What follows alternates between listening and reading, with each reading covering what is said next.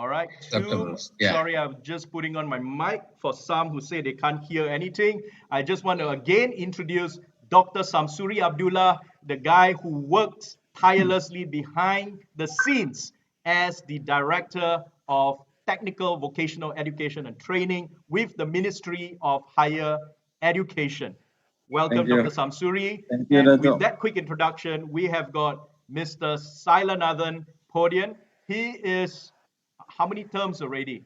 The President of Federation of JPK Accredited Centers of Malaysia. So JPK refers to the Department of Skills Development, and they give out hundreds of licenses, and they come under FEMAC, as they call it. And Mr. Saila here is their president, returning again for the third term, if I'm not mistaken. No, I've already completed that term. You have just completed the third term. So Mr. Saila has always been at the forefront representing the private training centers, the private accredited training centers, always there tirelessly championing more funds, more grants, more quotas, and more, quality education in the areas of TVET. Welcome, Mr. Saila. Thank you, Dato'. And he's just disappeared. Yes, Prof. Razali. We have Associate Professor T.S. Dr. Professor Razali Hassan, who is the director of MyRivet. And Dr. Razali, he is an authority in the areas of TVET, both in Malaysia, right? I think he's one of the administrators of this Hala Tuju TVET. I follow Prof. Razali very, very closely. He's associated with UTHM in Johor, and his writings and his views are acclaimed and recognized, not only in the country, but all over the world. And welcome to the program, Prof. Razali. Thank you. Okay. Welcome, Prof. And completing our panel, because TVET, the discussion of TVET is never ever complete without the involvement of the industry. You might have the best policies and regulation around it prepared by the Ministry of Higher Education or even the Ministry of Human Resources, the private players, the government players from UTHM like Prof. Razali, but these are all going to be in a vacuum without industry. And today we have a best practitioner where industry is concerned, because leading the way of TVET is something called the Industrial Revolution 4.0. And one of the early pioneers of Industrial Revolution is this gentleman's company, LH Plus. And Callum, I knew him.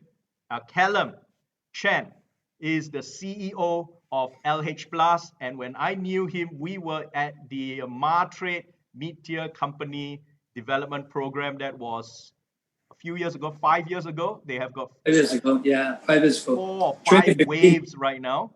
Yeah. 2015.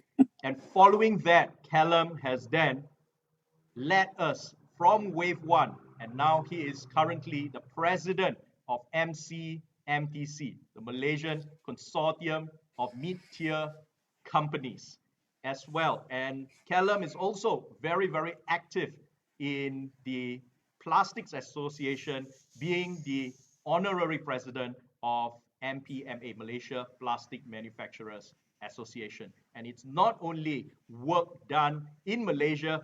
I think you are also the Secretary General of the Asian Plastics Manufacturers Association. Forum. Asia Plastics Forum. Asia Plastics Forum, excuse me. And through his involvement in the association and with his company, he's one, as I mentioned earlier, the pioneers of Industrial Revolution. And right now he's leading as well the areas of industry forward initiatives under the Ministry of International Trade and Industry. And Callum, you are also on various panels, especially on the Best Practice Awards. I can go on, with your credentials, but we are so fortunate to have you with us. Welcome, Mr. Callum Chen. It's my pleasure, Dr. Bruce. Yeah. Okay. So, good evening. yeah. So are we ready to get the ball rolling? So for the viewers at home, you can view it from Growth Malaysia's program. Okay, view it, and if you have any comments, any questions, please put forward those questions in the comment section, and we shall be answering them to the best of our ability. Yeah, anytime. Just send us those questions. Hello, Selvam Tamil, Salwani Noor, Martin. Martin is with us, Callum. Martin Ang, Julie's Biscuits. He's your deputy in MCMTC. Hello, Martin. He's also with Martin is the Global vice Subsidiary. president of MCC. That's right. And we have Very good. Norisham as well. So many viewers on the program. So without further ado, let's get the ball rolling. I think I've said it the second time already. So first question, probably I'll throw it over to Prof. Shamsuri and Dr. Shamsuri and Prof. Razali. What is this thing called TVET, Technical Vocational Education and Training? It's something that only came about, I think, very recently in the past 5 to 10 years. And how is it related or different from what we know as skills training, vocational education? What is the difference? Dr. Sham. Well, thank you, Dr. Bruce, for inviting me to this special program, Growth Malaysia. And thank you also, welcome also to my fellow panelists, Mr. Saila, Mr. Callum, Prof. Madhya Razali, and also to the viewers tonight. Well, TVET, Technical Vocational Education and Training, refers to education and training that prepares one to the world of work or occupation, which involves inculcation of knowledge, skills, and right attitudes. So we have three parts there. Knowledge, skills, and right attitudes. Okay, so when we talk about TVET also, the skills training is part of TVET. Okay, and in COPTA, Code of Practice for TVET Program Accreditation, the newly launched TVET accreditation under MQA and also JPK, it is associated with the emphasis is on the industry practices. So for TVET programs, there are certain features which differentiate it with normal academic program. Number one is they should have, usually they have this, what we call it, industrial training placement or internship or work-based learning. And secondly, they have also this final year project or final semester project. So for a diploma program, maybe it takes about 5 to 6 months, one semester project. And usually it combines all the knowledge that they learn throughout, that program. So that is where we can test, the competency of our students. And what else under TVET? So, well, in Malaysia, it is TVET. In US, they call it CTE, Career and Technology Education. In Australia, TAFE, Tertiary and Further Education. We have heard of TAFE. Yes, yep, in Canada, they call it in US, Career and Technical Education. Okay. In Canada, Career and Technology Study.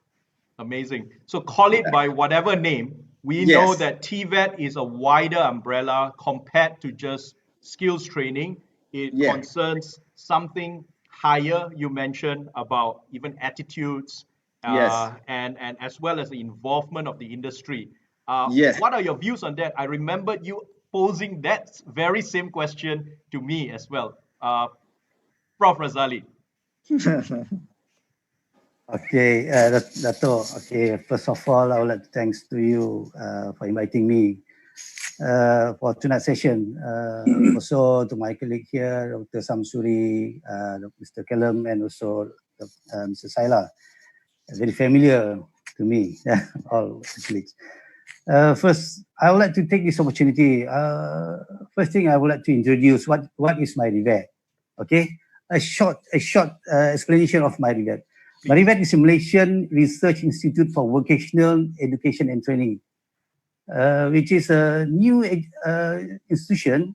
It's a new, but the role of this institute to do all the sake of education. I think about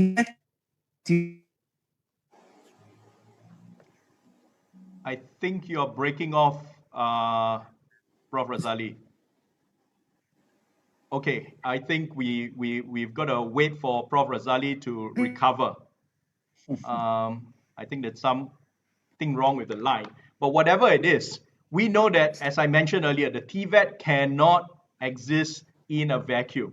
But right now, what seems to be the critical success factor for TVET to work in this country? What seems to be most critical? And there is an opinion that says that TVET can only happen with the involvement of the industry. No matter how great the institutions are, how good the equipments you have, or how qualified your academics or trainers or facilitators must have, at the end, it only counts when these students are work ready or they are industry ready. Welcome back, Prof. Razali. Whilst you are off, we already moved on to a different topic. We'll come back to you in a while. But I would like to pose this question right now to Mr. Callum Chen. So Callum, what do you think should be the critical success factor of TVET from an industry standpoint? Do you agree with what I've just said just now?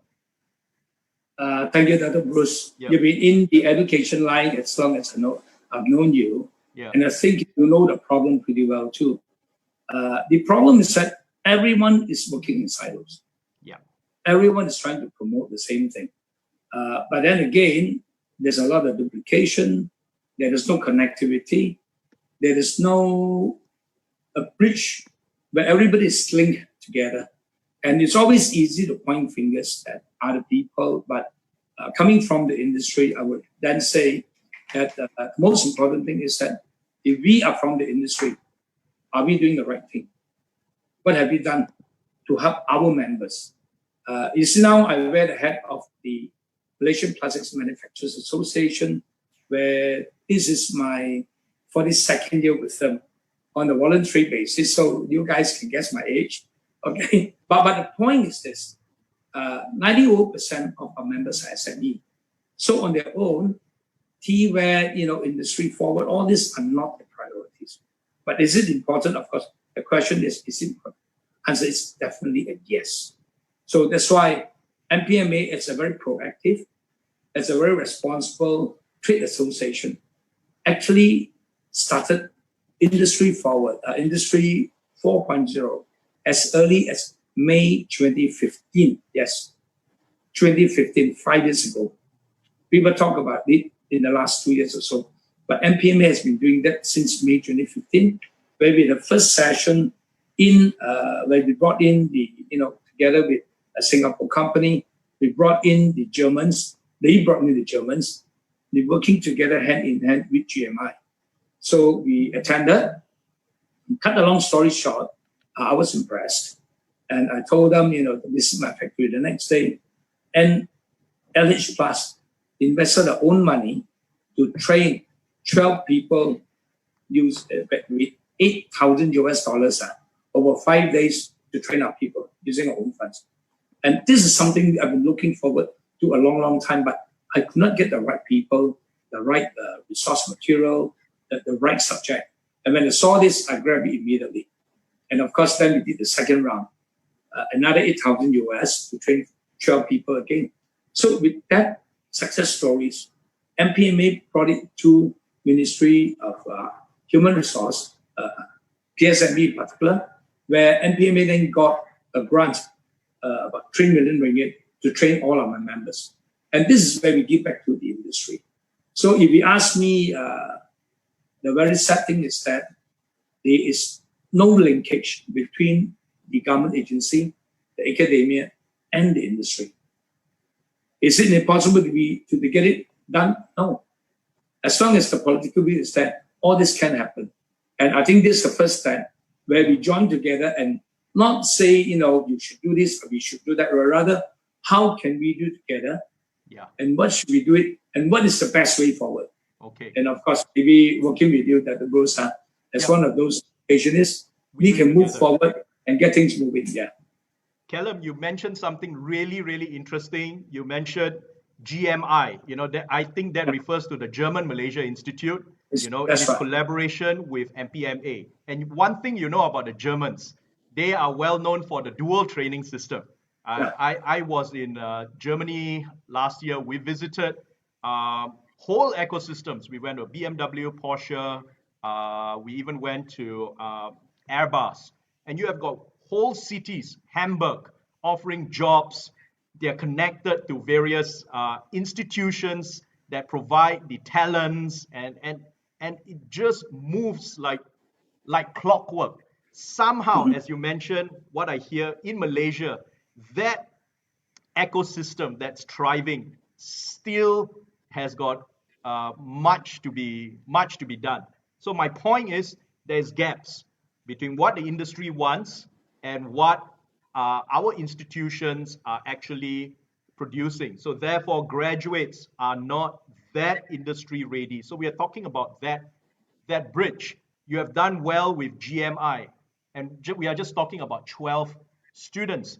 What about the other industries that are out there, and who are going to reach out to the 138 polytechnics and community colleges that we have? Who is going to reach out to the universities that we have, particularly the TVET universities like MTUN, the Malaysia Technical University Network. These are universities that are very, very linked to TVET. And of course, SILA, all your JPK accredited centers, and we have not even touched the ILPs, right? The Giat Maras.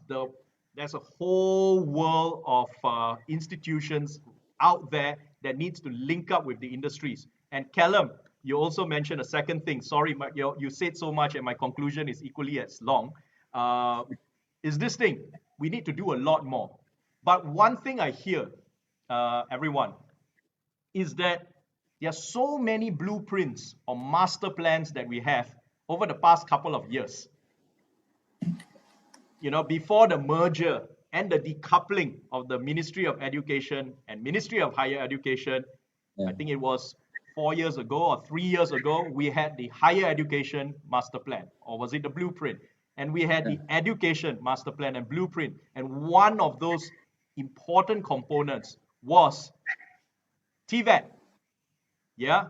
And then we also had, under the Ministry of Education, Ministry of Human Resource, they also had TVET central to it. And they even launched something called TVET Malaysia. And I think that's still around.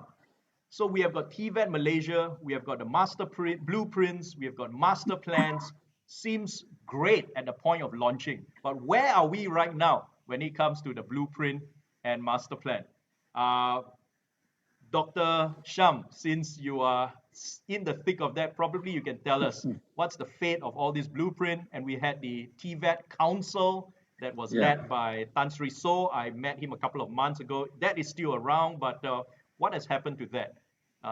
Can you give us an update, please? Okay, thank you, Dato'. Yeah, well, Jawatankuasa Cabinet Pemekasan TVET or TVET Cabinet Empowerment Committee. Yeah, it is still there. And we are working actually, but because of this restructuring of ministries, and also coincidentally with this COVID-19 pandemic, so we are sort of in a safe mode, but it's still there. So I would like to bring back to your first question to Mr. Callum, and I think another what you call this the critical success factor is a coordinated and streamlined governance. As we know that we have more than 10 ministries offering TVET. So this is one of the function of this council, this TVET Empowerment Committee, is to bring together all the ministries, all the players, sit together and see what can we do to streamline. For example, in terms of data, the input, enrollment and output. So at least, we can share data, for example, before we can share, let's say, facilities and so on and so forth.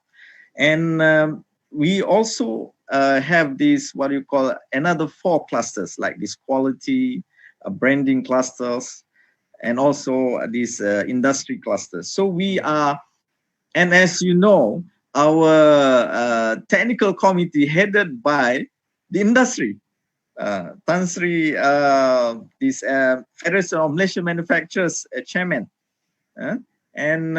So we are learning how to work together actually.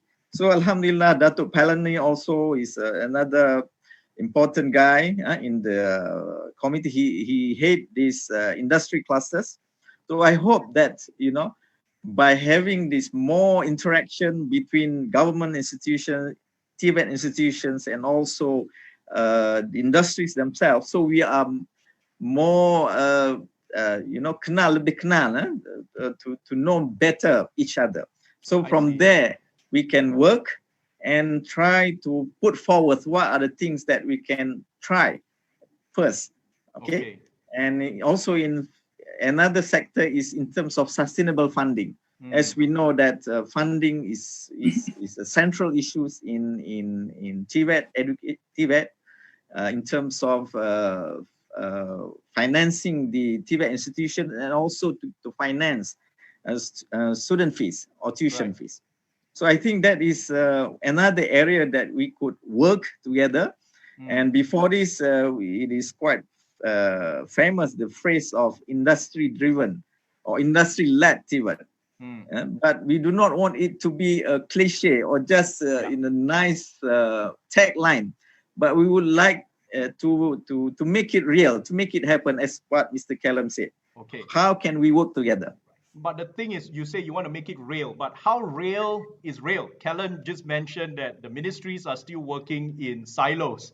And there was a comment from Zaman Sapa. He says, ada lagi TVET provider from ILP, IKBN. If I'm not mistaken, there are something like 7 to, how many ministries and agencies are involved in TVET? At the moment, 10 ministries. 10 ministries involved 10 in ministries. TVET. It's now It would more be than great. 13.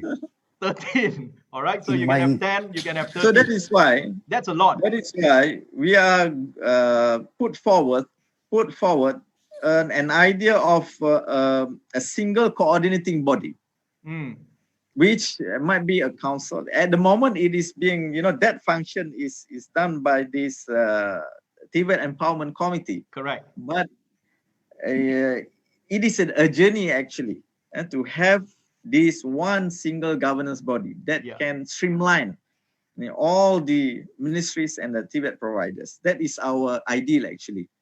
And we are working towards that actually. And you're not only working, you're working tirelessly before the PKP and the MCO. I think I've seen quite a number of us. Mr. Saila was with us. Prof. Razali was also there in the so-called working committees of the Jawatan Kuasa, Pemerkasaan, TVET. We were around, we were all working. But and you mentioned it's a journey. How far are we from the journey? Because from what Callum says, the silos are still there, and everyone is still not really that coordinated. How far are we from the journey? I know I've attended easily 5-6 meetings. We were supposed to hold a forum at the end of March, which was postponed. A lot of things are happening. But is that useful? Is that helpful? Do you see a light at the end of the tunnel? Of course, I see the light at the end of the tunnel, but we need to, the first and foremost is we need to talk to each other more frequently. We need to sit together and to lay out the plan. And as you know, it's not an easy task to reach to the interministerial level, what you call initiatives, because each and every ministry, they got their own mandate. But to go beyond that, to look at the national interest, I think that is the first and foremost the mindset that each and every what you call a government servant in charge of each ministry, they should look beyond their own ministries. Correct. In order to arrive at a more noble and to the interests of the national interest. So I think with that mindset, I believe that, you know, we can, even though the pace is slow or slower. Okay. What you mentioned is right. There is a higher calling. You might have 10 ministries. Some argue 13, probably including a couple of agencies. But one thing is clear. We mentioned that anything about TVET, the critical success factor is the involvement of the industry. Are the industries forthcoming in this? You know, aside from Tan Sri So of FMM, are the industries forthcoming? Are they really taking a lead? We have got Callum. He is, you know, a leader. He takes the lead. He's a pioneer. But what about the SMEs? We have got mid-tier, larger companies. You mentioned about Dato J. Palani. He's a great guy, but he, you know, comes from multinational environment. But we know that the industry, 66%, 2/3 are from the SMEs. Are they forthcoming? Are they represented as well? So how are you going to bridge and make sure that all the industries are represented? Any views from MyRivet, Prof. Razali? Okay, thanks, Dato'. Actually, in terms of Malaysia needs 1.5 million jobs in 2020. Okay, just imagine where we can get that supply. Okay, when we talk about TVET institution, that what we mentioned, we have now we have more than 13 ministry who in charge of having as a TVET providers. So what is the problem now is how we are going to coordinate all this implementation of TVET. Like Dr. Shamsuri mentioned, that we need an independent body who can coordinate and also control the planning of TVET in Malaysia. We need people who from industry who can hear the saying that independent body, people who can plan for the sake of the other ministry. So when people working in silos, they are trying to be a hero. This is the reality that we are happening now. That's why we have to sit together. We have to discuss together. We have to bring off all this matter, and we need to accept what is a recommendation by this independent body. Yeah. But the issue is there any authority that will be given to this body who can give instruction to other ministry? So that's right. We are in the track now, aligned with the academician and also industry. Yeah. We are going in line now.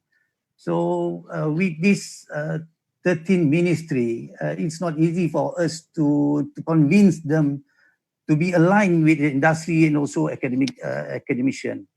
And what we realize now is we have to look very seriously in 5 pillars, as what a few research have been discovered, which is governance, funding, industry, quality, and also branding. These 5 pillars must be coordinated by this independent body. So who going to assign this independent body? Maybe a ministry of from under Ministry of Prime Minister office can directly assign any independent body to coordinate all these kind of activities of TVET Malaysia. Okay, Prof. Razali just now mentioned, we are all on the right track. Yeah, we may have 10 or maybe 13 ministries. I mean, we lose count. Sometimes they they merge the ministries, then they put it as they split it up again. It doesn't really matter. The keynote is there are many ministries and there are many agencies involved. We are now aligned. But something that's very troubling is what Dr. Sham mentioned earlier, which is although we are aligned right now, as what Prof. Razali mentioned, we are currently in a safe mode due to the CMCO. And I don't think we are just victims of CMCO or, you know, RMCO or MCO before that. They are just, you know, it's also a question of leadership. It's also a question of continuity. Who was supposed to lead TVET? At one point, I think we had Tan Sri Lim Kok Wing. Now we have Tan Sri So, you know, and then there was at one point, Nurul Izzah was supposed to lead. And prior to that, we had the Ministry of Human Resource leading, and that seems to move towards an MP with no ministerial portfolio. Then it went to YB Mazli before he was he left the ministry late last year in December. And who is actually in charge right now? Who is holding the handle? So, Mr. Saila, you have been in FEMAC for a long time, 3 terms. That takes a few years. And even prior to that, you were very, very active. Do you see Coming up to 11 years to this, you know, or, you know, do you see a light? Will you see continuity, you know? Over to you. Okay. Thank you, Dato'. Yeah, for the information of all the panel and the rest of them, TVET has been in this country for more than 100 years. Not many people know about it, you know, more than 100 years. It started off as trade schools during the British colonial time, where specific training were given to specific needs of the industry and all that, and it has evolved. And over a period, it came under the Ministry of Human Resources. Those days, they call it the Ketukangan, LLPPKK, and then it evolved into MLBK and more recently into Sijil Kemahiran Malaysia and all that.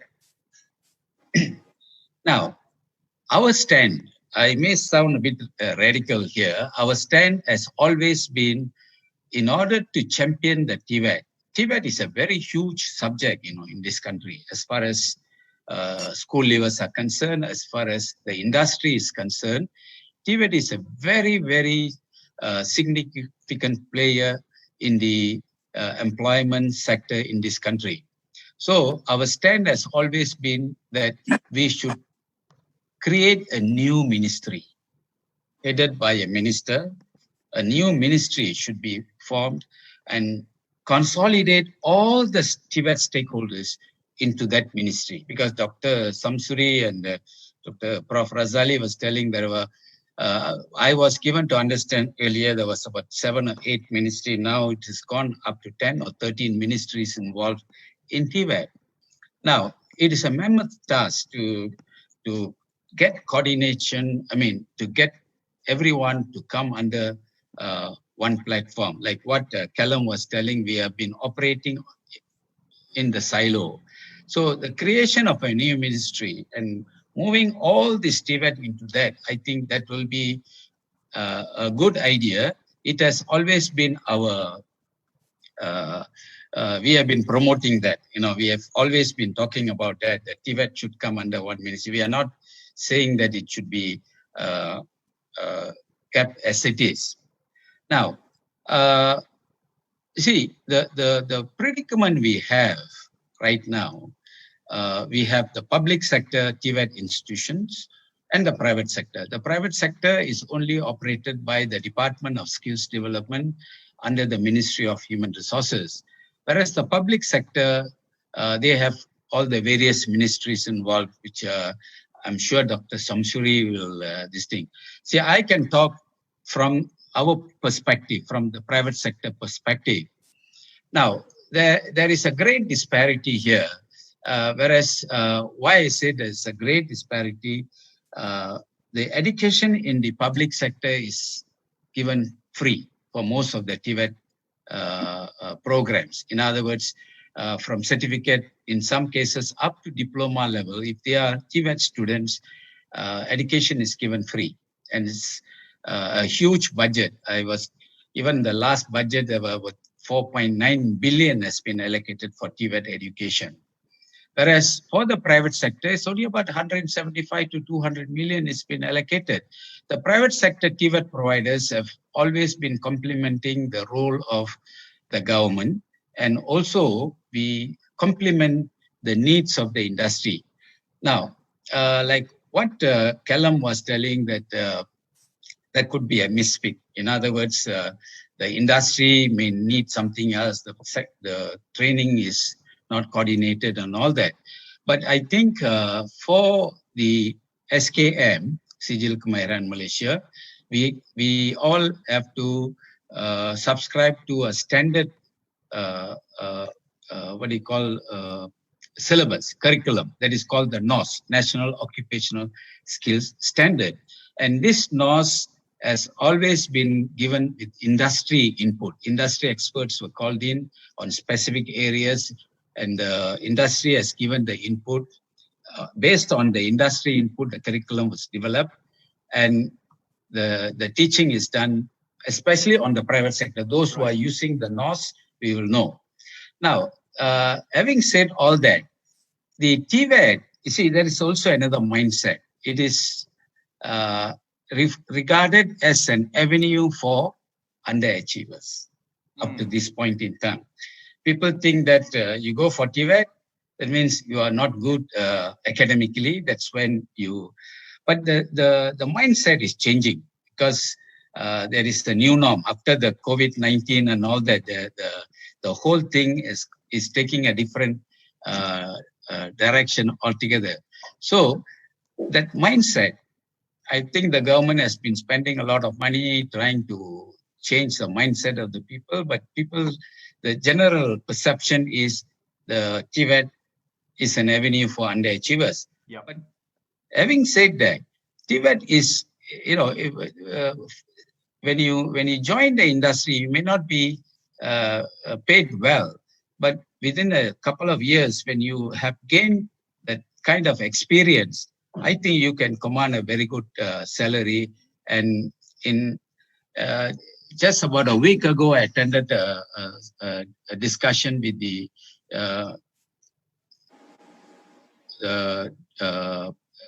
HRDF. They were talking about place and train and all that. So I was telling them, this is something a new norm now, because we never had pre-COVID-19, before the COVID came into, we never had problem of placement. 90 to 95% of our students gain employment immediately after completing their diplomas or the certificates. So now, with the COVID coming in, there are about 2 million people are expected to be laid off. So it's going to add more problem to the already existing problem. So to find placement and all that, so there is going to be a new norm. We have to rethink how the way we do business. All right, Mr. Saila, I'm just going to stop you here. If you don't mind. You already mentioned 3 things. Number 1, it's on the employability and employment opportunities. Second is on the branding of TVET. We're going to talk about this after this later, about the stigma attached to a student of TVET. And the first point you mentioned, and I want to develop on what you have just said, would be the NOS. You mentioned standards.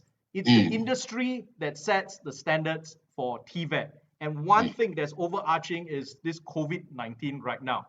Okay? So we say, well, it doesn't really matter who takes the lead, whether we have a Minister of Education or Higher Education or Human Resource or Minister of TVET. I think that is really not that relevant who leads it. More important is we are able to provide the skills, the technical vocational competency, and to prepare them for the industry. But that begs the question, as what you mentioned, prepare them for the industry. What are the standards determined by the industry? And you mentioned NOS. And Callum, I'm going to come to you very soon. NOS Yes, it's developed by the industry, but NOS is actually drafted and refined by what we know as the industry lead bodies, the ILBs. And that again, we actually invite certain industry leaders to come in, but that refers to historical document. And things are moving so quickly right now. I remember being involved in a discussion with Dr. Rashid, who was then the Deputy Director General of JPK. Is he still there? I think he is still there, Dr. Rashid, just before the MCO. And we were talking about standards that are more current, because we can't always refer to NOS. NOS is updated every couple of years, but things in the industry move so quickly. Yeah. So what kind of new NOSes do we set? We can't always get the industry to go back and rewrite the standard. So there must be some other form of yardstick in which we can prepare our students for. So Callum, question for you is how has standards changed? How has the industry changed? Can the institutions cope with the changes that are happening in the industry in the new normal post-COVID? Because right now, if you refer to NOS on retail, probably none of that would be applicable today because we know that retail is suffering. There is elements of data technology right now. There is, we are even looking at the retail ecosystem. There's the element of gig economy. So how is the industry going to determine what are the standards and the qualification and the competency that you need? Callum, over to you. Dr. Bruce, before I answer this question, let me congratulate you for having put the right panel. It's the first time I'm meeting Dr. Shamsuri, Mr. Salan Aiden, and also Professor Razali. But from what they've said, I can sense, I can feel the commitment, the passion, and most important of all, the frustration. Yeah. You will try to do something very good for the industry.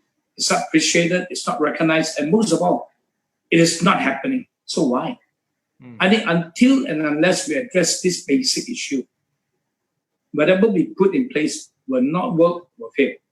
And this is my 2 cents worth. But the point I look at it, why do you need 13 ministries to be involved?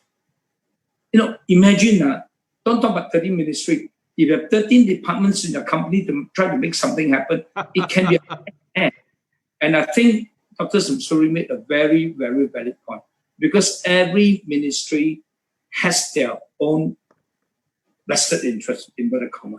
Not because they're selfish, but because their needs and the other ministry needs are not the same.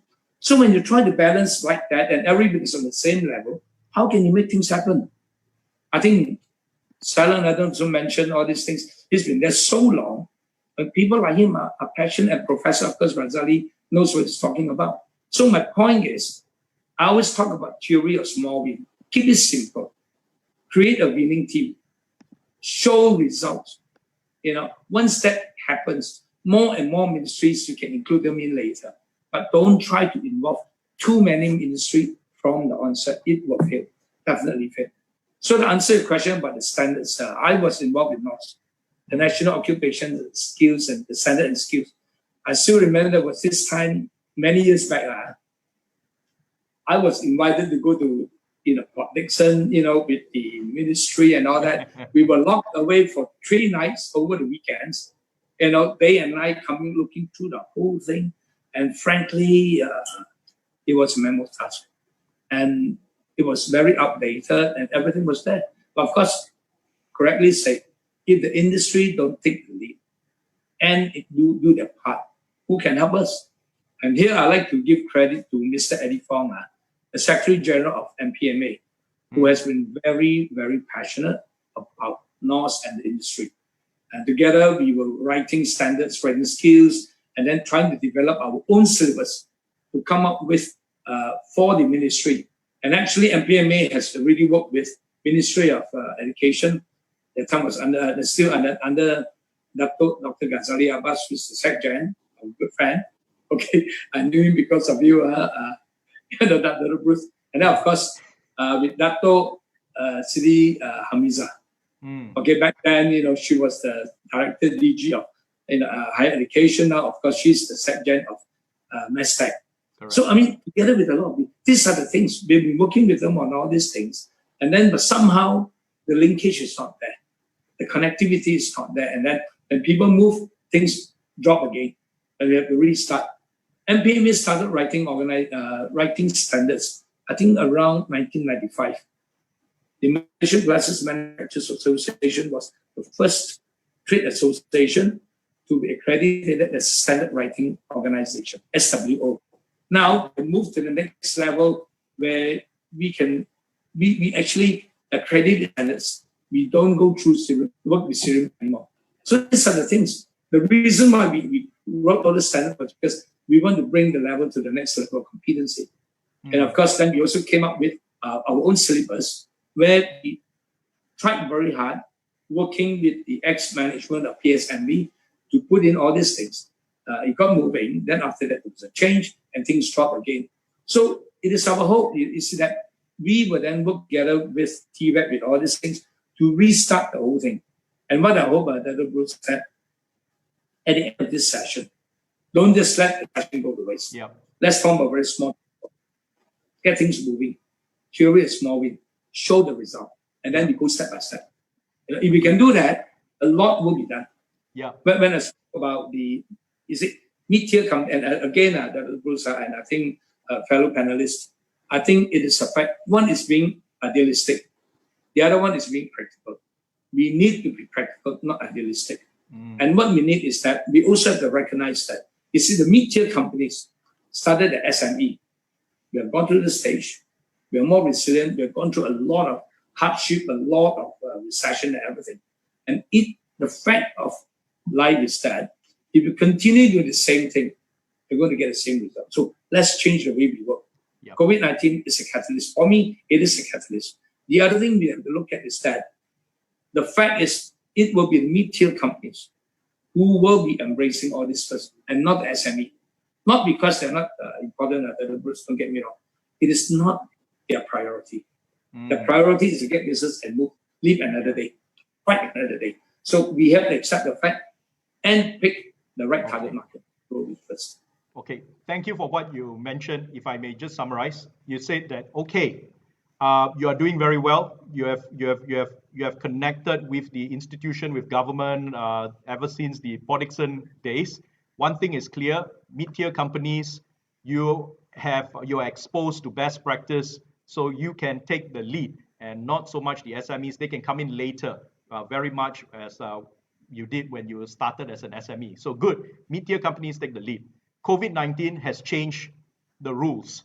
Now, how are you going to change the standards? You can't rewrite it. So how are we going to have standards that are more current, consistently and constantly updated? What kind of certifications are we looking at and things like that? And I would like to pose that very same question to Prof. Razali from MyRivet, because at UTHM, I know you also work very closely with the industry. And right now, with COVID-19, many practices we have changed. Digitalization, you see, new cultures at work. So how do you keep up with the transformation that's happening in the industry? And now it's going to transform even more with COVID-19. Over to you. So, okay. First of all, let me do correct some point that what is a NOS about? Yeah, National Occupational Skills Standard. Yeah. Actually, it is the documentation of NOS is not a syllabus or curriculum. It is not. But it is a document that we can refer to set a minimum standard of any occupational. Yeah, occupational. I know it's been developed by the industrial lead body. Yeah, I agree with that.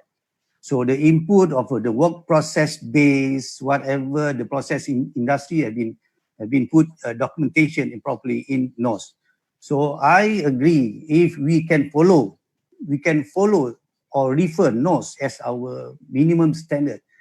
So to develop a curriculum, we should refer to NOS, because NOS is portray industry needs. Therefore, our graduates, our students will graduate with the skills and competency which fulfill the needs of industry. So that's what industry needs. So hopefully there is no complaint from industry. Your graduates can't do this, can't do this. So it's always make we always try to improve what the needs of industry. Okay, to put what you just mentioned, Prof. Razali, into reality, can I ask, is there a NOS on growth hacking, for example? Because we know now with COVID-19, many companies, they don't have natural customers who can walk to their stores. They have to set up online stores. So they need to drive traffic to their online stores, and they need to hire digital marketeers. And like that's that. totally. So who should actually train these people? Who should actually certify them on what basis, or what standards, as you mentioned, or framework should, this very, very new way of doing things? Or is there a NOS on data science or data analytics for that matter? Prof. Razali, please shed some From that NOS, we only take that as a reference from industry. So industry needs this kind of competency. But during now the COVID-19, post COVID-19 is teach us how to transform our mindset from the natural workers work environment to the new norm of working environments. So it's happened in learning. Now we are more on we call it VLE, virtual learning environment. Virtual learning environment. We are in between that world. The real workplace, virtual learning environment, and also the competency that we can refer to. So this is the best time for us to change our mindset, to change our competency, to look the new type of competency which can fulfill the needs of industry. Because the industry is keep on moving, we have to change our students with a new skill set. We have to search with the new skill set now, rather than we apply with the previous one. So this is the good time for us to do that. And we ourselves have changed. Dr. Sham, we were supposed to have a conference or a forum end of March, but right now we just replace it with an online forum. So I think the way of teaching, learning, and facilitating has also changed. Whether we like it or not, I've never used Zoom 2-3 months ago, but right now I use it almost every day, a couple of times. So that shows, human capacity and how we learn. But then again, Callum mentioned transformation. Everyone mentioned transformation. Sila mentioned transformation. And COVID has actually accelerated this transformation. So this transformation is happening in the industry. And actually, I see a silver lining behind this dark cloud, because it gives us an opportunity to reset, and reset and restart what we want to do. Get rid of the bad practices that we have had and start afresh.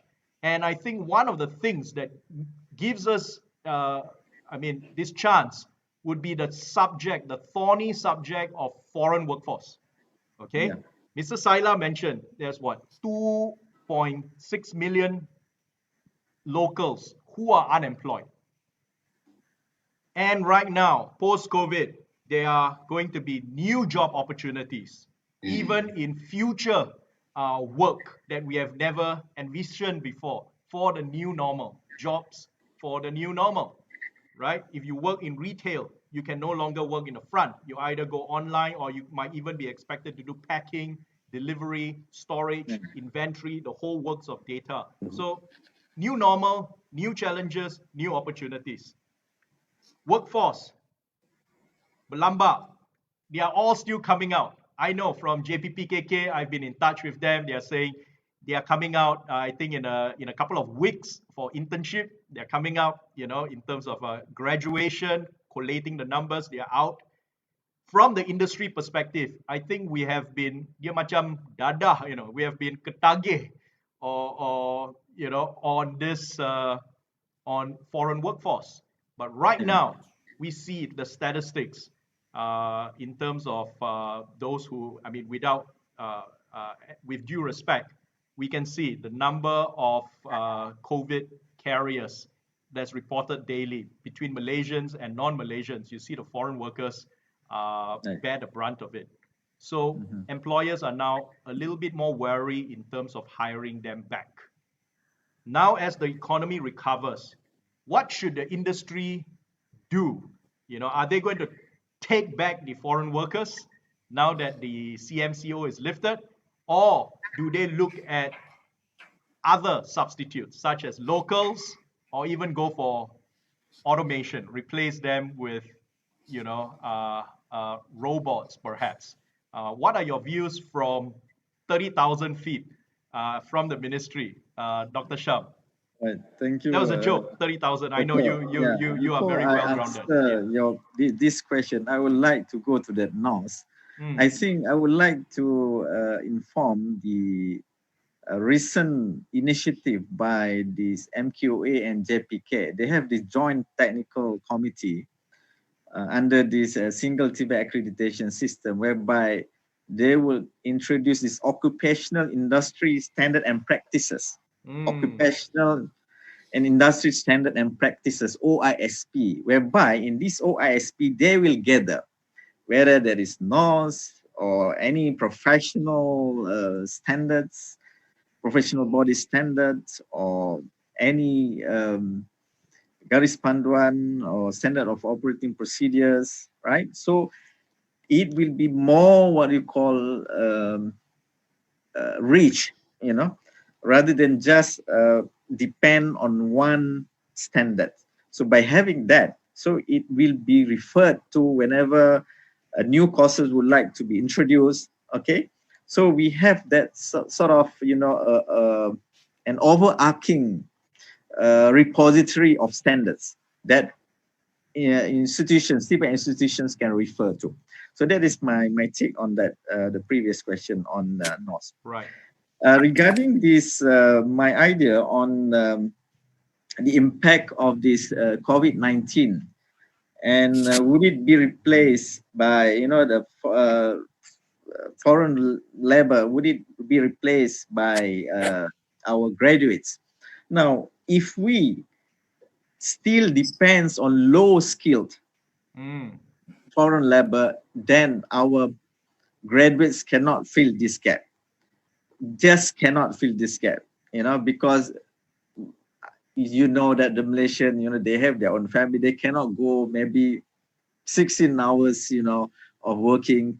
But if, let's say, the industry, upgrade themselves, what I mean is, if we go towards more mechanization, automation, and we prepare our graduates for that, with this I 4.0, right? I think that we could achieve that.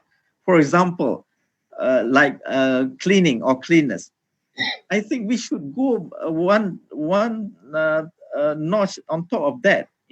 For example, by having more mechanized method of cleaning, by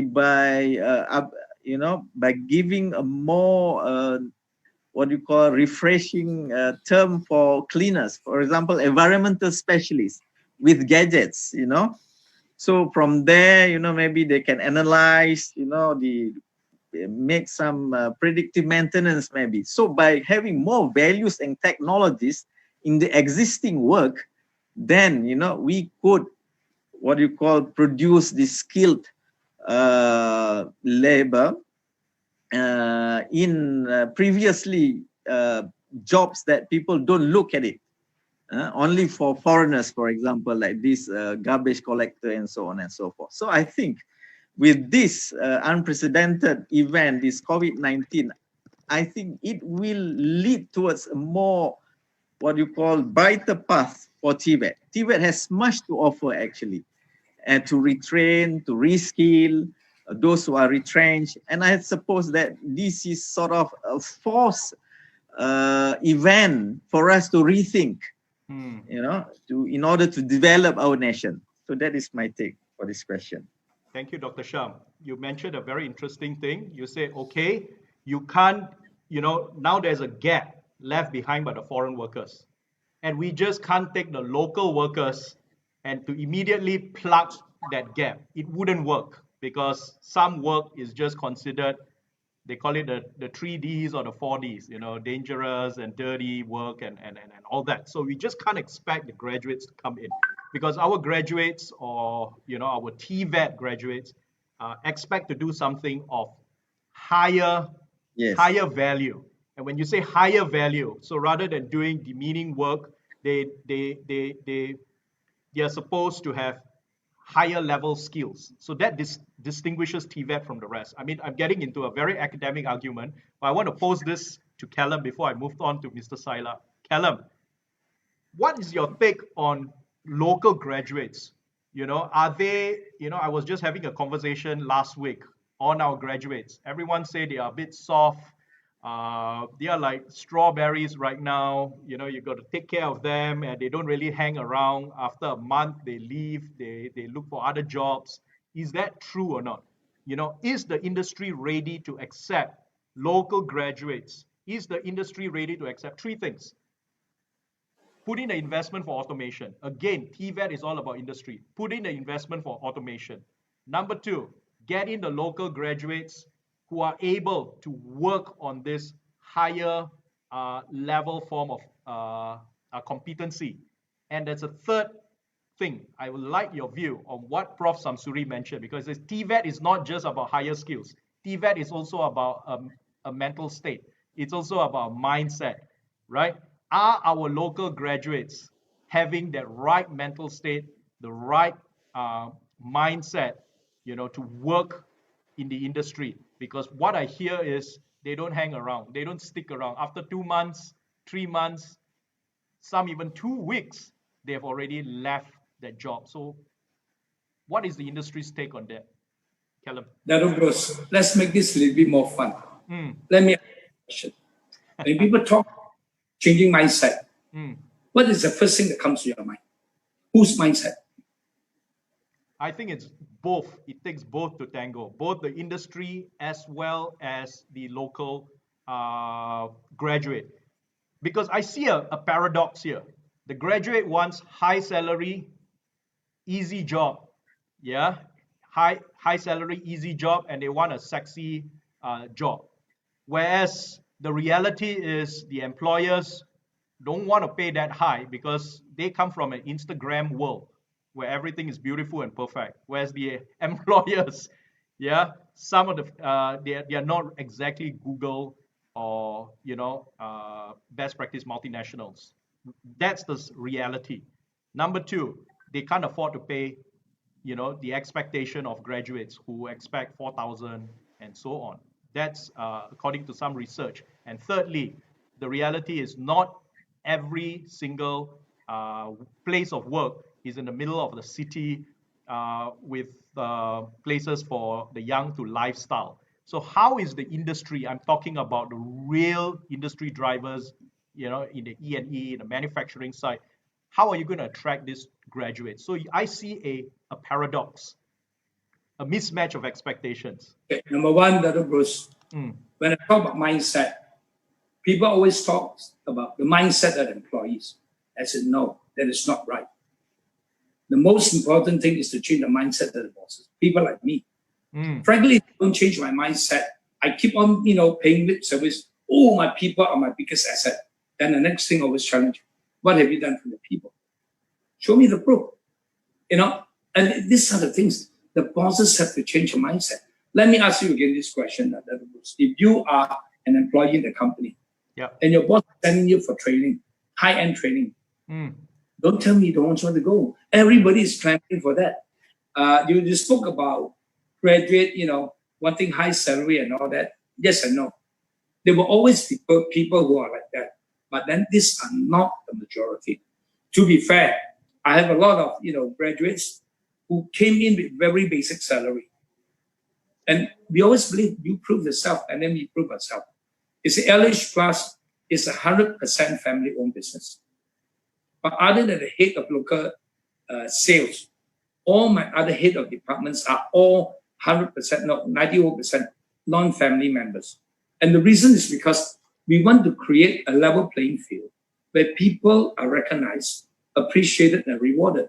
And they are promoted not based on bloodline, but based on merits and contribution. And this is where you keep people, on the job.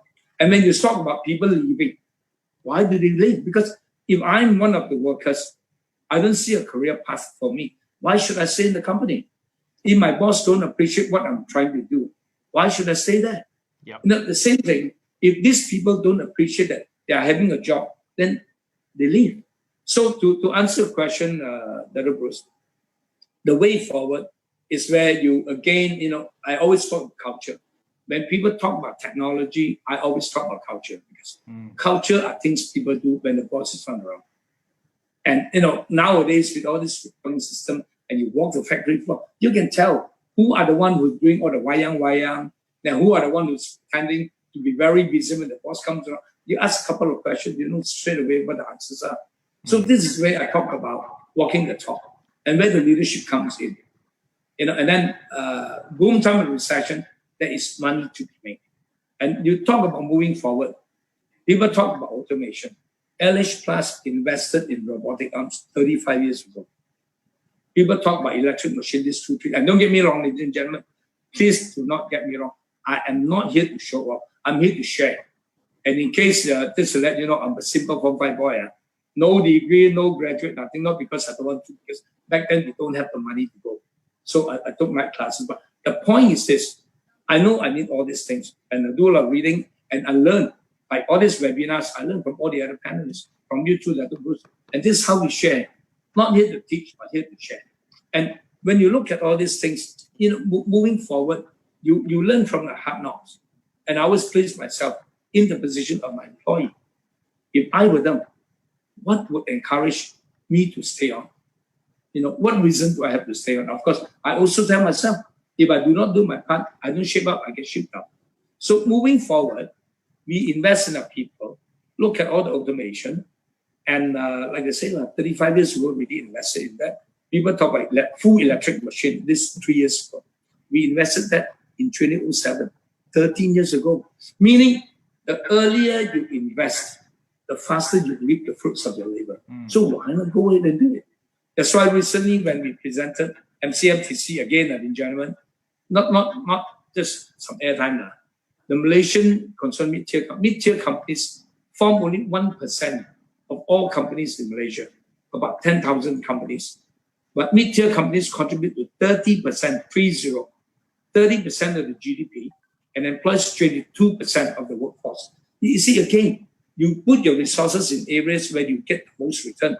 And this is what we've been telling our government. When we presented to the EAC, we told them about all this. That's why one of the things to encourage people to do is reinvestment allowance, and which I'm glad the new Penjana, package came out, and that was into. And so to answer the question again, moving forward, and I look at COVID-19 as a catalyst, not as a threat. Right. It is a catalyst, as far as my company is concerned. And we always choose to be positive, look at things from the brighter side, and what needs to be done. During MCO 1, we were operating at 50%, which means that much less workforce, but the output were almost 3/4, 75%, which proves one thing. We were doing more with less. Many of the locals, balik kampung, they couldn't come back. So we had no choice but to rely on the foreign workers, and then the system grew again. So moving forward, Dr. Bruce, the workers of the future, it's not whether the local graduates can replace the foreign workers. You see, when you talk about replacing foreign workers, the first thing that comes to mind is that you're replacing them as an operator. Why should that be? And I think some of you mentioned very correctly that TVET is looked upon, frowned upon, as I think Mr. Sailan, as something like, you don't graduate, you don't get a job to do this. Look at it in Germany and all that. I'm sure you know, Dr. Bruce, Yep. They are looked upon as craftsmen. They are respected, Yep. they're recognized, and they're appreciated, and of course rewarded. Many times they make more money than the white-collar people. Yep. And can we do the same thing? Yes. But we have to be able to train our people to that level. And this is where today's webinar is so important. How we can work together and drive it and make things happen. So we are talking not about operators, Bruce. We are talking about technologies. Yes. Applied technologies, a woodworking technologies, a metallurgy technology where instead of paying 1,500 for the foreign worker, I'm paying 5,000, 6,000 ringgit for the technology, but that one person manages 5 or 6 machines, not one. And we add together, it's like very clear. I think one word rings out from what you have mentioned. You have shared some very impressive figures on mid-tier companies and their contribution. I think one word that rings out true would be the word productivity. Yeah. You might have very little. Yeah. MCMTC may just represent a small fraction of the industry, but in terms of output, contribution to the GDP is high. Your factories may be operating at 50%, 75% during the MCO and CMCO, but you find that you're able to have higher output, metallurgists, and all these so-called technologies. And I'm going to come to you, Mr. Saila, on technologies because you have got the board, the M-bots, you know, that will be quite an interesting thing, but we are running out of time. So one word that rings true would be productivity. That is what the industry wants, and productivity comes with smart investments because it's whatever you put in and you get your output value that is many fold higher. So Mr. Saila, a question to you. From the point of view of the supply side of things, because Callum just spoke of the demand side of things, what have you done, you know, from the FEMAC as an institution, operator of an institution, accredited training centers? What are your efforts right now in order to reach out to the industry? Because we have had best practice industries. They are willing to contribute their expertise. They are even willing to invest in machinery and so on. So from your side, what have you done in order to reach out? And also another point, change the mindset of the students and get into the mindset of the employers out there as well. Mr. Saila. Thanks, Dr. Dato. The COVID-19 has taught us a new lesson, a new norm, because we have been all the time, the TVET has been, you know, we have been giving the traditional face-to-face teaching and all that. So with the COVID-19, we have to look into a different way of delivery. Okay, part of it will be on the online learning. Part of the training can be on a face-to-face training. Part of the training can be with the industry. See, we cannot. I'm very glad that Callum mentioned, you know, that industries need to look the way they are doing the business now. It cannot be very labor intensive, you know. You have to invest on technology, and I think the new TVET graduates are prepared to face the new challenges. So technology will guarantee employability for all the TVET graduates. Now, for the private sector TVET initiative, I have always been telling my members to work along with the industry and look into what is the requirement, and we cannot definitely invest the entire equipment for training in our place, because looking at the kind of cost involvement. So part of the training, we can do it with the industry, specific industry. Now, the point I wanted to to highlight here, everything boils down to wages, salaries. Are industries prepared to pay? You see, if I can train a student to the need of the industry, See, earlier you said that sometimes the students don't last there. They work for 2 weeks or 2 months and then they run away. I have often got students coming and telling me, we find them a job. They say, no, it's very far from my home. I want something very nearer to the house. That kind of things is going to be the thing of the past, because now too few jobs, there are too many people are running after. So that's the norm, you see. So the point here, we have to update our knowledge, our skills. So the companies need to invest on new technology. You see, before the COVID-19, every other day you hear people talking about IR 4.0, 4.0. Now nobody talks about it. Not very much we hear about IR 4.0, but like Callum was telling, in Malaysia, the TVET is looked as a second choice. Whereas like in Germany, I mean, we all have been there. It is a career of choice.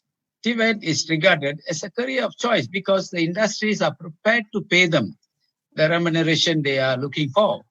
So long as our industries are looking at them as the, they are the second class students. So it is difficult because bottom line is, you see, I give you an example. A TVET student in one of our institutions spends 2.5 to 3 years to get in a TVET college to get a diploma. And coming from a B40 community, he takes at least about 25 to 30,000 ringgit loan to study, to get a diploma. And then when he gets into the industry, he's paid about 1,500 ringgit for a start. It doesn't make logical sense. He has got acquired. I'm sure Dr. Shamsuri and Prof. Razali, and I think you will concur with me. The industry should look at them. If they are looking for a TVET graduate, which is who can contribute more than what the industry is looking for, collaborate with the training providers. I think one thing that comes through very clearly, what Callum mentioned, I think he didn't mention 1,005. He was mentioning 4,000, 5,000, yes. 6,000. Now that one really speaks something. It's not the 1,005, or even minimum wage. We should not even look at 1,005 because it's so close to minimum wage, and we are at this risk of getting our graduates working at minimum wage and fighting with foreign workers for jobs. That shouldn't be the case. We should be aiming a lot higher. What can be done right now? How can we get closer to Germany? One final word from you, Mr. Saila, then I will just pose that last question to Prof. Razali before we end tonight. You see, there must be a strong, forgive me for saying this, there must be a strong political will that, all industries should minimum have a TVET qualification graduates. In other words, see, so long as industries are allowed to take anybody, even without a TVET qualification, we cannot champion the TVET. Okay. See, there must be any job, even a cleaner, they should have a TVET, basic TVET qualification to get the job. Yeah. And they need to be paid well. The day we are moving towards an industrialized country, in that aspect, I think there will come a time where all the jobs available in the industry, they should insist upon a minimum TVET qualification. If the industries can insist on that, then the need of foreign unskilled workers will not be required here. Right. And the industry should pay them, remunerate them appropriately. 2 prongs from what you mentioned, Mr. Saila. Very interesting. One, you said there must be political will. So that connotes a kind of a top-down thing. People telling the industry, the government comes down with a policy that says, yes, you want to hire this worker, pay 4,000 minimum, get it done. But should that be the way? You also mentioned second thing where it has to be industry-led, where the industry, people like Callum who says, I don't mind paying $4,000 to this technologist because the amount of productivity, the output that comes out from this particular person is at 10,000 ringgit a month. You know, the amount of output, his contribution to my bottom line or even to revenue, it's a lot more than that. So I don't see why the industry should not do that. Probably, I think the reason is industry don't even know how to calculate output of their workers, so they don't really know what are the exact figures, you know, that comes out of everyone. So probably this is where leading industries should share best practice. I'm sure you know how much each worker is worth, how much is their contribution, tangible or not. So if that can come from the industry, then I don't think there should be a reason why they should not be paying 4,000. But Germany and Malaysia, how far are we from that? Prof. Razali, you have traveled around, you have given shared your extensive thoughts. Why don't you share with us now? A very, very quick one, because we are already touching 10 p.m. in this very interesting topic. When we compare Malaysia and Germany, it's too far, it's too different. Okay, German is practice TVET, but in terms what we call TVET is quality TVET. What is quality TVET? When we refer to UNESCO. According to UNESCO, TVET refer to aspect of the educational process involving, in addition to general education, the study of technologies and related sciences. It means that we have to embed the science element in the TVET. So when we talk of TVET, we don't mention that TVET is skill. TVET is skill. No, we have to push that kind of mentality. TVET, now we have a new COVID TVET. What is new COVID TVET? New COVID TVET is the TVET that including all the cognitive elements. Not only knowledge, skill, and attitude, but it's including all the cognitive. I know Mr. Kellam mentioned he don't mind to pay how much salary for those who are having a good knowledge and also good attitude. This attitude, we call it attitude, that we have to looking at. That we have to transform a new attitude, how we can fulfill the needs of the industry. So when we talk about TVET, there must be a TVET with the highly attitude concern on that. Right. So to make sure that we are chasing the German, we have to work hard on that, and we have to transform our mindset into the very, very, we call it a futuristic TVET. Thank you. Thank you. So again, it's about mindset. It's always about value, and because that is something higher than just pure skills. I think we have come almost to the conclusion. Dr. Shamsuri, we have left you there for quite some time. So do you have any last words on what should we do, during the new normal right now? What are your plans in order to build this bridge between industry willing to pay higher for value, and from the supply and the institutions willing to prepare graduates who can take on the challenges in the new normal? And what is the government's role in order to facilitate this? Get out of your safe mode, and restart the engine right now. We are coming to the end of the CMCO. I read government is coming back full force right now, and we hope that you can get everyone together and start implementing, and we learn along the way. What are your views? Your concluding views? To conclude that, and also to respond, I think everybody, the panelists, agrees that we need to work closely with industry. Government, the TVET institutions work closely with industry, make necessary changes to the curriculum, as we know that industry is changing very fast, the technology change very fast. And the one thing to note is we have to strengthen the industrial training or the work-based learning or apprenticeship. So that is the way forward for TVET actually. So how do we strengthen that? Do we need to follow, exactly like German? Maybe not, because they are different. So maybe we need to some sort of adaptation to German model or any other model. Yeah. And also we need also to infuse this digitalization, this digital literacy to our students. And also another important skill is entrepreneurship skills, digital entrepreneurship, digital marketing. So this is the way forward, I suppose, post-COVID. Thank you. So I hope that we can work together. Thank you. So I think that brings true. It has to be a combined effort of the government, the leadership, the training institutions, whether private, Mr. Silas side, or even the public sector, such as the universities, polytechnics, community colleges, you name it, IKBNs, ILPs, the Gyat Maras, everyone can go on. Everyone has a role. But what is the role? It's not just to teach, it's not just to produce, but it is to get value for our future.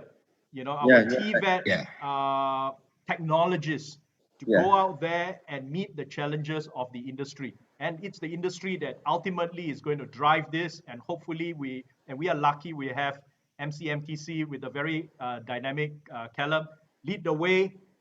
We have got various standards. We have got OISC that's coming up as well. So with all this, I think we have the right ingredients. It's just a question of the engine is there, masuk minyak saja, and we can start already. What we need is that leadership. And but I am comforted that we have got all the various stakeholders in this ecosystem. They are willing to work together and it starts with tonight's discussion. And I would like to thank everyone. Dr. Shamsuri, Mr. Sailanathan, Mr. Callum Chen, and Professor Razali Hassan for being with us. And this concludes our program tonight on accelerating. Yes, Callum, you want to say something? If you don't mind, just 1 minute.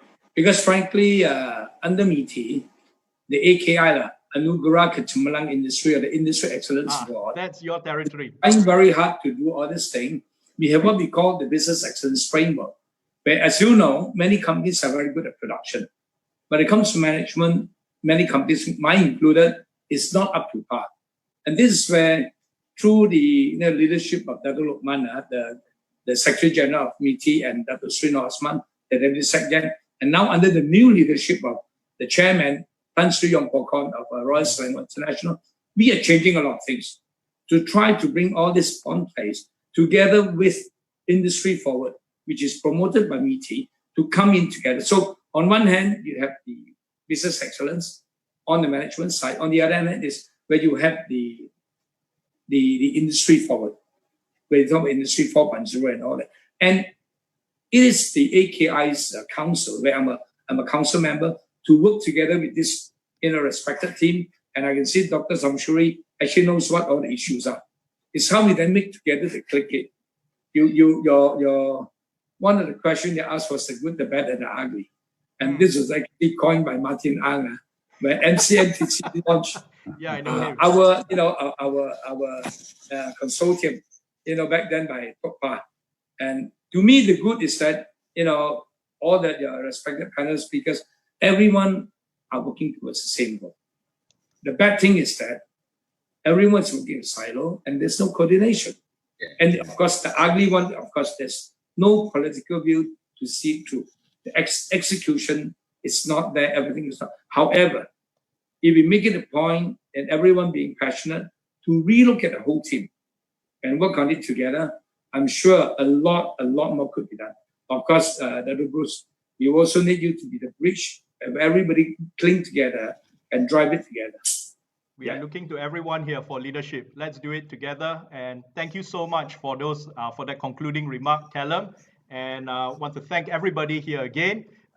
Before we end, I would like to share tonight, Grove Malaysia has produced its music video called Langkah Berani.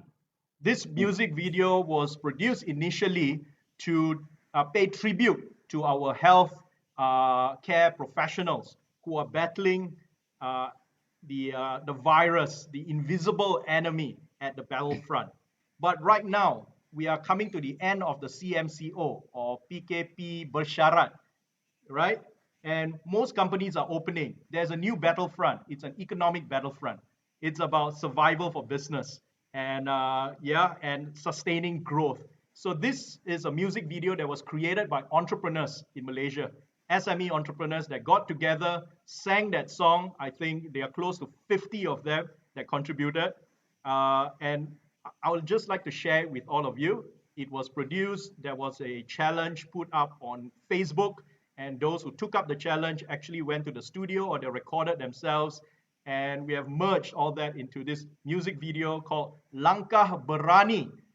It's a tribute to the business people, the entrepreneurs who are braving a new normal as they restart their business and rebuilding the economy. So this is from us from Growth Malaysia. Enjoy the music video. For the rest, thank you so much. Good night and stay productive. Have a productive week. Yeah. Good night, Dr. Shamsuri.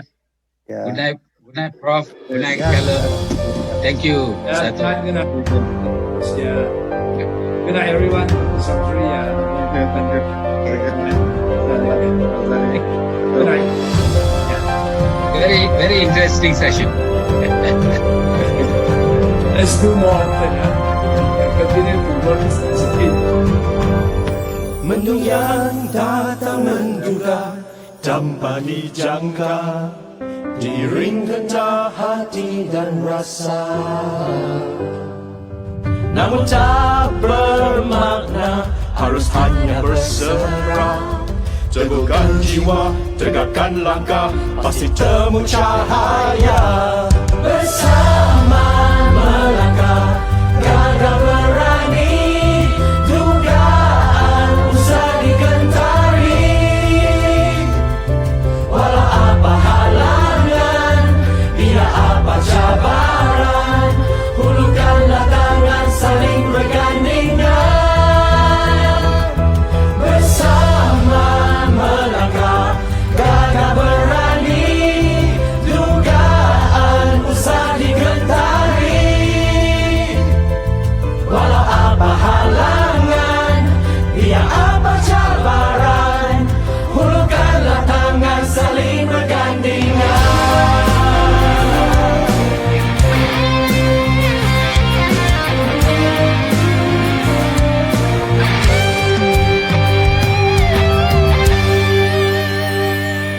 Mendung yang datang menduga tanpa dijangka, diiring gentar hati dan rasa.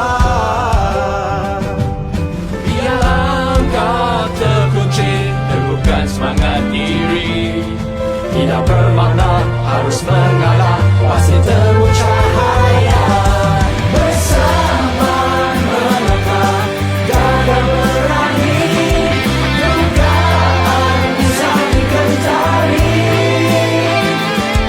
Walau apa halangan, bila apa cabaran, hulurkanlah tangan saling bergandingan. Bersama melangkah, gagah berani, dugaan usah digentari. Walau apa halangan, bila apa cabaran, hulurkanlah tangan saling bergandingan.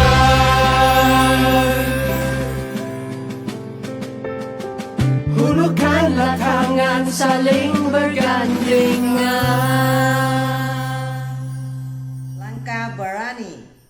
Langkah berani. Ayo, mari kita berani melangkah.